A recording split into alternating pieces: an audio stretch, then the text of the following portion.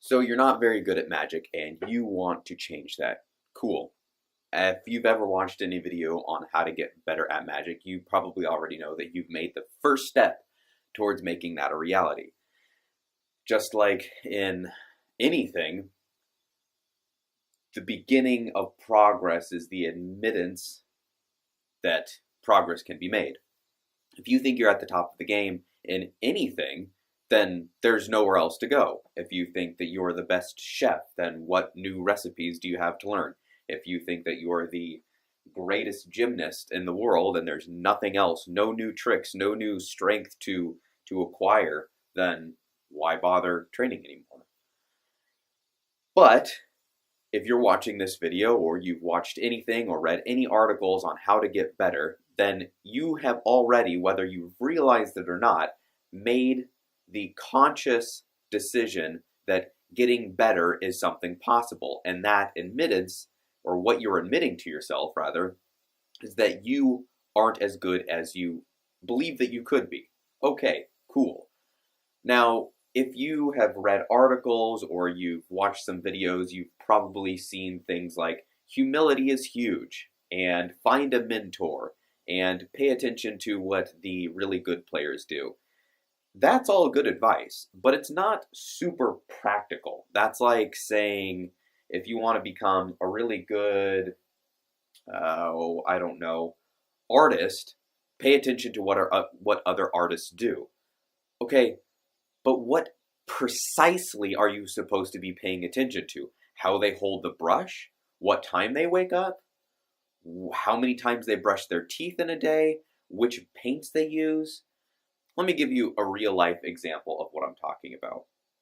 Years and years ago, back when I was, I think, somewhere between 7 or 9 years old, my grandmother gave me a copy of R.L. Stine's Goosebumps book, it was something like The Abominable Snowman or something like that. It was about a Sasquatch or a Yeti that had come to a suburban town and was running around causing problems. I don't remember exactly what the story was. I remember I was given the book, I went in my room, read it in a sitting, and came back out and told my grandmother this was not very good. And I think she was happy with that answer because she said, well, what are you comparing it to? Or what makes you say that? Something along those lines. And I said, well, compared to The Hobbit, this is garbage.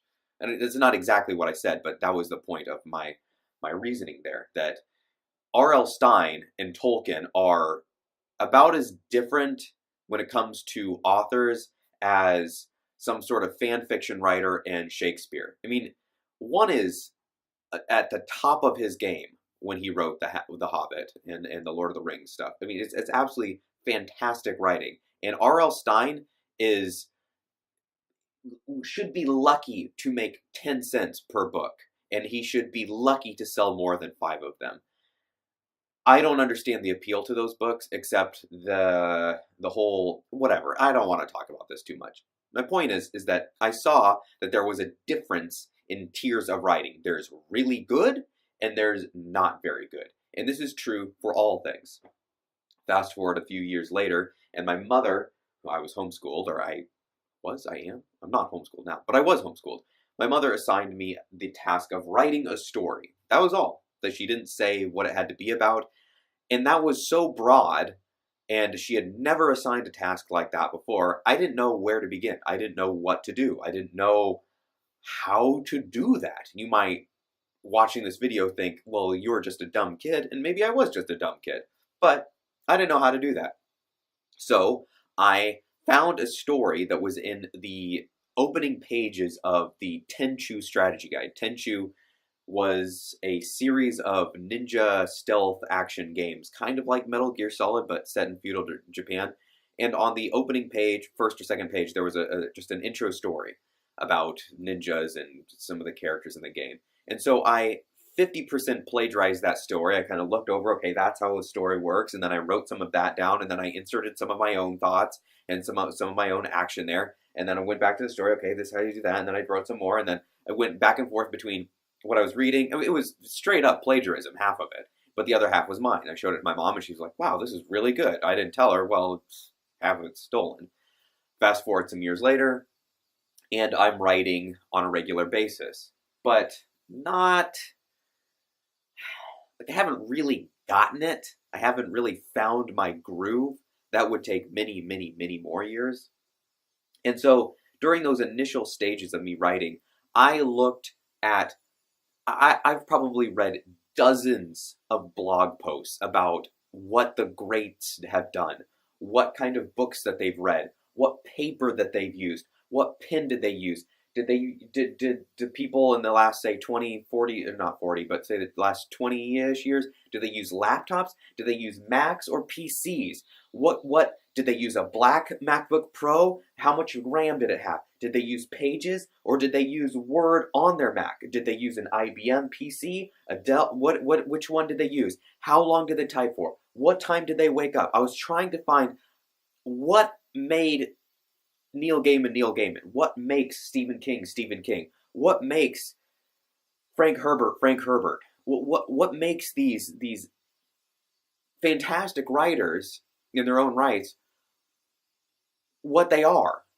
And there's no list of blog posts. There's no number of things that you can read that will tell you what to do.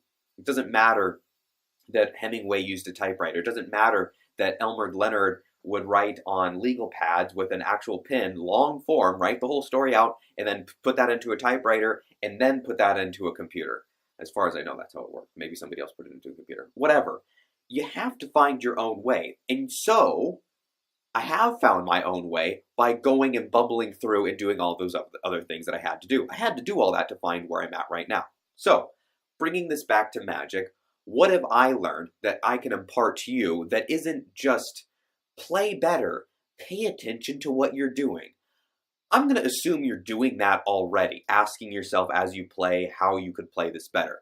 I'm going to now give you a couple practical things that you can actually do right now. One of them you can do within minutes of watching this video. Heck, as soon as I say it, you could pause this video and go and do this very thing right then. All right, here's that first thing. Find a video of somebody playing games of Magic. Whether they're on Magic the Gathering Online or Arena, it doesn't really matter. But make sure who you're watching is actually good at the game. As far as I know, there are videos out there of Professor Knox. He's pretty good. He plays on Arena, he streams, and he puts YouTube videos out there. As far as I know, there are videos of Todd Stevens. He's a multi-time winning, really good player. Now, I know Shahen Shahar plays on Arena, but I don't know if he puts his stuff on YouTube. Reed Duke plays on Arena, streams on Twitch, but I don't know if he puts his stuff on YouTube. Find videos of somebody that's good and then watch them. Now you're thinking, I already do that. I watch streaming. Here's the thing that you haven't probably heard just yet. The thing about YouTube is that you can start a video, and this does not work for Twitch, and I'll tell you why in a second. But you can pause a video on YouTube, and then when you hit play, it starts it right up where you paused it. You can't do that on Twitch. At least if you can, I don't know how. When I pause on Twitch, it pauses it at that moment, and then when I hit play, it jumps to whatever's live. That's not what you want to do here. The reason you're watching this on YouTube is because you want to see what the player is about to do, but hasn't done yet. Pause the video. You see their opening hand. Let's say it's before the game has even started. It's their opening hand and the player is given the choice to mulligan or not. Pause. What would you do? You think, okay, they've got two lands there, and let's say they're playing the Elf Ball deck, which is just I think it's like 19, 20, 21 forests, a Marwyn, the Nurturer, the Llanowar Elves, Druid of the Cowl, Vanquisher's Banner, Beast Master, 2 green.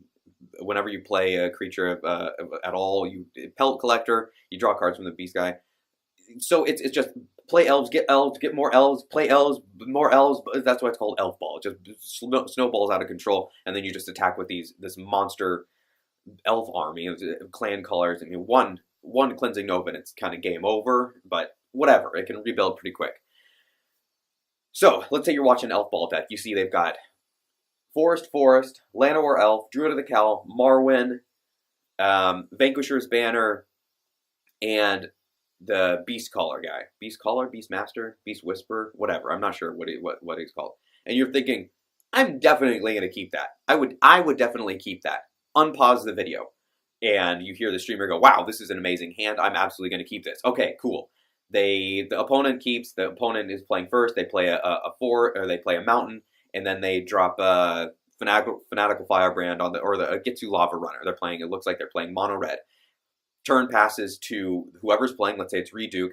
He draws his first card, or the game draws it for him. It's another forest. Pause. What do you think he's going to do here? I think, given the scenario that I've just laid out right now, that he's probably going to play a Llanowar Elf. But maybe he won't. I don't know. This is Reduke. He's played probably 10,000, if not 50,000, if not even more games of Magic than I ever will in my lifetime. And that's just fine.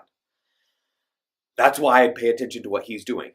Pause the video. What does he do? Maybe he plays the Llanowar Elf. Maybe he says that he's not going to play the Llanowar Elf because he wants to wait a turn to play the Druid of the Cowl, which has a bigger butt, which can survive most things, won't survive, or it will survive a shock, but it won't survive a lava coil, but it will be able to block, so it might be a 2-for-1, etc., etc., etc. I don't know. Let's see what he does. You unpause the video. He does play the Llanowar Elf.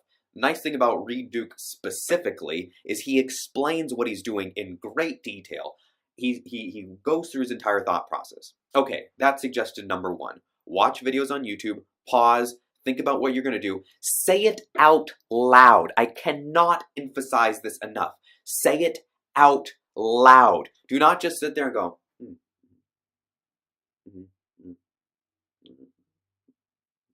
No. That will not work. It does not work. It does not fucking work. I cannot emphasize this enough. Say it aloud. Speak audibly. If you had a voice recorder, one option works. The other option does not work. The first option, the thinking and just, the voice recorder is not going to pick anything up. No. You want to be able to say it aloud as though there were a voice recorder that will pick up those things. Say your ideas about what will be played aloud. I think he'll play a forest, tap it, play the Llanowar Elf. Unpause video. That's exactly what he did. Turn passes, okay. Turn comes back, pause video. I think he'll play another forest, followed by a Druid of the Cowl. Unpause. Okay, that's exactly what happened. Unpause. Turn passes, pause. I think he's gonna attack with both of those, and then pass the turn. Unpause. That's not what he does. He taps all 4, plays the Beast Caller Whisperer guy, and then passes the turn. Oh, okay. Why did he do that? Oh, I see. So that next turn he can tap all those and play a bunch of elves and draw a bunch of cards. Aha, I get it. That makes sense. Aha, more creatures on the... Okay, yeah, perfect. Okay, I get it. Say it aloud. Have a conversation with yourself. Okay, so that's tip number 1. Watch videos, pause, say aloud, speak aloud. Learn from what you're doing. Learn from real good players. Okay, that's about as good as you can get unless you have an actual mentor. If you do have a mentor, then great, utilize them as well. But if you don't have access to somebody that's really, really good, then get the next best thing that you can. Suggestion number 2, play Pauper. Seriously, play Pauper. You might think, why? Why play a format with only commons? How is that going to help me play better Magic if I play Standard on a regular basis, or I even play Modern, and there's all kinds of crazy rares and mythics that are... Play Pauper? Play Pauper. I could buy 8 decks for the cost of my Modern deck. Why? What? Play Pauper. You just answered the question as to why. You could play 8 decks for the cost of a high-tier Modern deck, maybe even more. And those will all be high-tier Pauper decks. It doesn't matter what the rarity is of a card that will help you get better at Magic. Let me try saying that again. The rarity of a card does not help you get better at Magic. Now, there is one small caveat to that. The higher the rarity, the more complex a card could be. I'll grant you that. Part of the reason that rares and mythics are at the rare and mythic slot is because they're challenging cards compared to many common cards. this wasn't entirely the case in past sets. It's always been somewhat the case as far as I know, but it's become more extreme now. For example, there's a card currently in Standard that just came out in the Ravnica Allegiance set called Angel of Grace. Angel of Grace costs 4 white white, is a 5/4 creature with flying, has flash, meaning you can play it at instant speed. If your life total would be reduced to less than 1, it is reduced to 1 instead. And it also has an ability that if it's in your graveyard, you can exile it for, I believe it's 4 white white, and your life total becomes 10.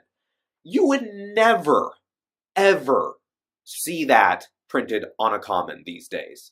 Maybe sometime in the future, maybe, highly unlikely, and even something of that complexity earlier is, it's not found. It's just not found. It's too much going on for the common level of card. They don't want every single card to be that level, to have that level of complexity.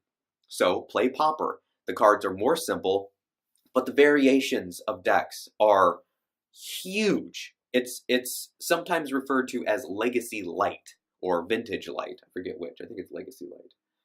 It's a fantastic format. It doesn't cost a whole lot. It's an eternal format, meaning other than certain cards that get banned or restricted, the cards do not rotate out. Your library will just keep on growing. It will allow you to learn the game in much, much wider ways. The way things interact, it'll allow you to see the game in new ways. Now, the one problem here with this is that you actually have to have a local game store that supports Pauper to some degree. So that is a bit of a bummer, especially if you're in part of the country where you only have one game store and you're lucky to get a Friday Night Magic to fire at all, and that's just Booster Draft, maybe. Maybe that is the case. So, those are my 2 tips. Watch videos, pause them, talk aloud, so that's 3 tips in 1, and play Pauper. Okay, hope this helps you.